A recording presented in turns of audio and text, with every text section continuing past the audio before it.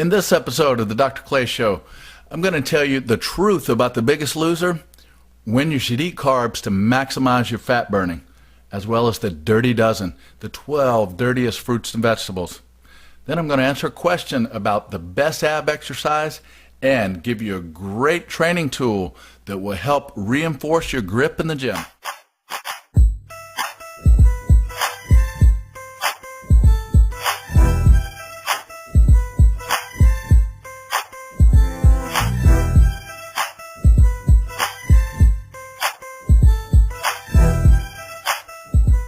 Good morning, good afternoon, or good evening. Insert whichever one applies. Either way, I want to welcome you to episode number 1, el numero uno, of the Dr. Clay Show. In case you haven't put 2 and 2 together, I'm your host, Dr. Clay. Let's get into the first episode itself, starting with the truth about The Biggest Loser. Oh, by the way, I forgot to tell you this. I've got each kind of part of the show has a name, a segment, if you will. And this is the What's Up in Fitness segment. Or as Martin Lawrence would say if he were hosting the show, the What's Up in Fitness segment. The truth about The Biggest Loser. How do they lose so much weight? Here's how. They exercise for 6 hours a day. That's right, 6 hours a day. And in fact, that's their scheduled workout is normally about 6 hours a day. And typically the ones that do the best actually do more than that. So we're talking probably the better ones, the ones that are still on at this point in the season, you're looking at about 8 hours of exercise a day. And they say that they get a 1 day off. So 1 day, and again, I bet some of them are exercising on that day. So the point is, you can't compare your results with anything about what you see on The Biggest Loser. That show is for entertainment purposes only. You hear me? Just like the disclaimer you see sometimes, all these places, for entertainment, educational purposes only. That's what The Biggest Loser is about. It should get you fired up and know. Now, it does point out, it demonstrates and solidifies the fact that there's no miracle. There's no supplement, nothing you're going to rub on your butt or your love handles that's just going to make the fat disappear. There's no magic pill, my friend. It is the right diet, or eating the right way, and exercise. That's it. Now, there's a lot more to that, a lot of detail that goes into that, and a lot of tips and tricks that you're going to learn here, but that's what it boils down to. And if you had the time yourself to exercise 8 hours a day, you would lose as much weight as they are if you were as big as they are. And that's the other thing. That's another reason why they're able to lose so much weight on the scale, is because they weigh so much. You especially see big numbers, by the way, the first week, because they lose excess water weight. So that's why you saw, I think on this season, we saw was it Dan, I think was his name, or Danny, the younger kid, the real nice kid, lost, I think, 20 pounds the first week. Probably half of that is water weight. Now, that's still nothing to shun. That's a lot of weight. And he still lost a lot of fat. But anyway, when you're watching the show, 2 pounds a week, not trying to mimic what you see on The Biggest Loser.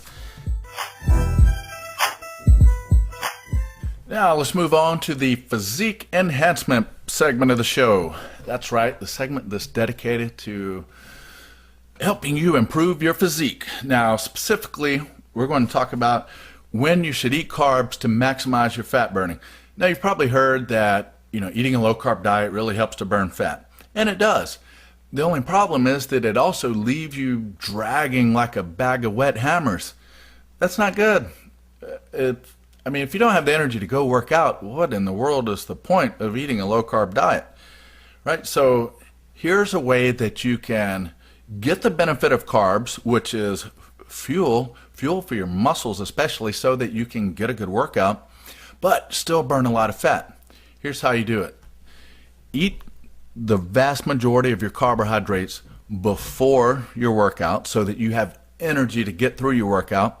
Then eat some carbs after your workout so that you replenish your muscle glycogen, or that's your muscles stored energy. So that you replenish your muscle glycogen stores so that you recuperate better and you're getting ready for the next workout.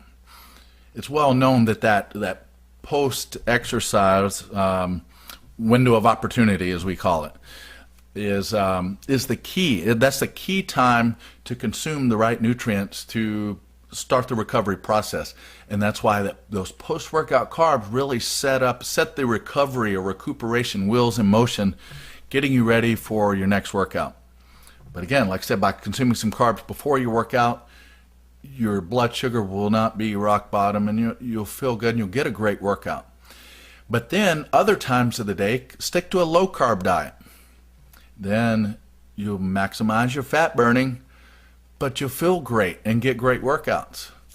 That is it's a great trick that I use all the time with myself. Also use it with clients. So give it a shot. Eat most of your carbs before and after your workout. Low carbs the rest of the time. Now let's move on to the health and wellness segment, which today I'm going to tell you about the Dirty Dozen.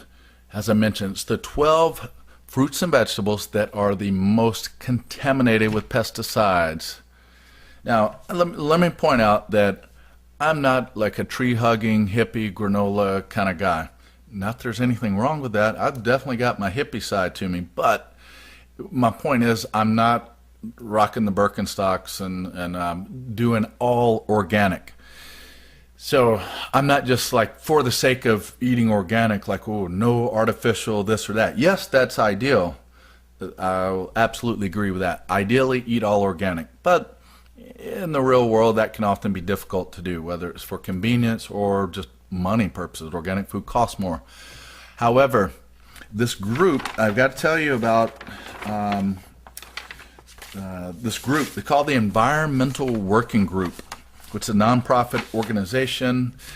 And what they did is they took a lot of data it was like tons of studies they looked at and tons of analysis of different fruits and vegetables that was done by the FDA and the U.S. Department of Agriculture that measured tons of different crops of the 47 most commonly eaten fruits and vegetables. Why 47? I don't know.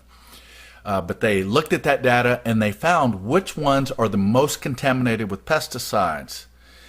And I have the list right here. They call it the Dirty Dozen. Let me run down the list. Oh, I'm sad about this list.